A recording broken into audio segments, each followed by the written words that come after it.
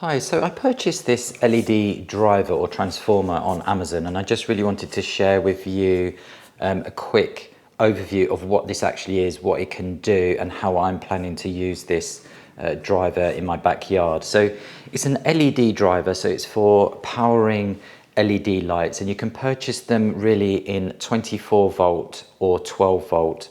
So this is a 24 volt one, but you can also get this in 12 volts as well. So what that means is you're going to be purchasing lights either 12 volt or 24. 24 volts gives you a little bit better range in terms of the distance that you can be running from these wires here. So that's why I've opted for 24 volt, because I have quite a large backyard and I want to get lights right to the end.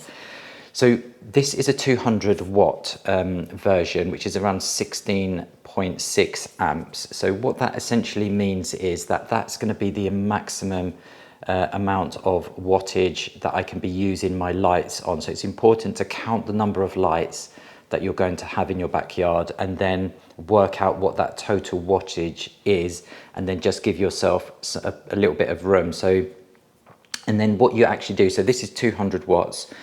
And what it means is that I have two wires on the output side, on the 24 volt side. So that means I can run 100 watt maximum on this side and 100 watt maximum on this side. So 100 watt of bulbs, LED bulbs on that line, and then 100 on that line. So you can purchase these with just one. So if this was 100 watt, it would be a maximum of 100 on that single. If I purchased the 300 watt driver and I had three output wires here, then I would have 100 on each maximum. So that's kind of how they work in terms of how you would split this up going out to your lights in your backyard or your front yard, for example.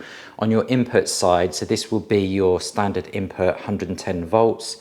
Well, actually this ranges from 90 volts to 130, but that naturally means it's going to cover your 110 volt input and your mains supply there. These are IP rated, so this particular one is IP67, which means it's waterproof. It can just be mounted outside.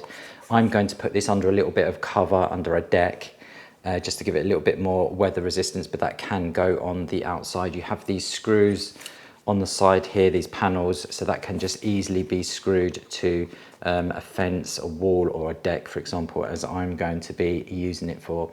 These are non-dimmable, so you're not going to be able to dim down any dimmable LED lights that you purchase, unfortunately. So these are just on and off type LED drivers or transformers. They all have overheat protection.